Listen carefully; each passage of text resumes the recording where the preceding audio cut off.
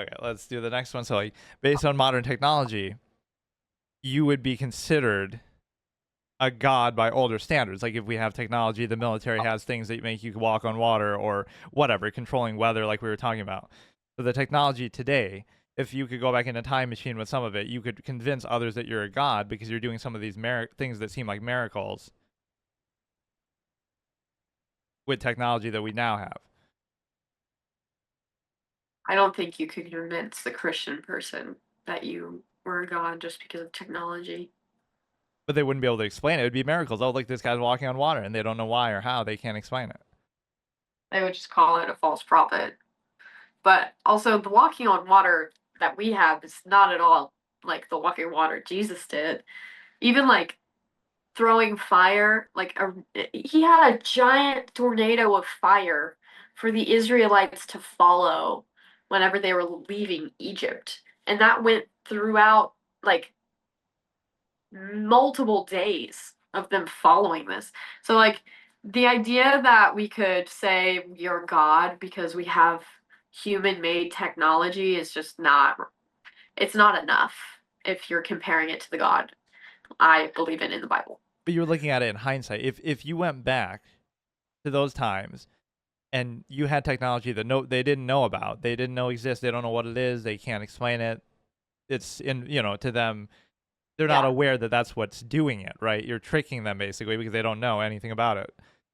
You would appear like a god to them because you could do some of the same things. Oh, we have nuclear bombs that can, that would make us seem like a god. The fact that we can do that, we can destroy a whole city, we can kill everybody. Like, wouldn't so we go back in the past and we seem like gods today because of our technology to people back then.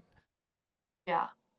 I guess I would say that I don't think we would look like gods. It would just look like we have a lot of cool stuff because God doesn't need all the cool stuff, you know?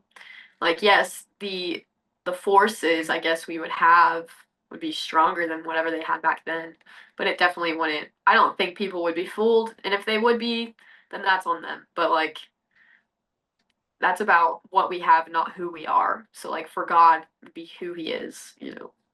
But you're only not fooled because you're used to it. Like, you're living in this era. If you're seeing that for the first time, you wouldn't know any better. But to think, oh, it's a miracle, Yeah, that's how that's totally people. possible.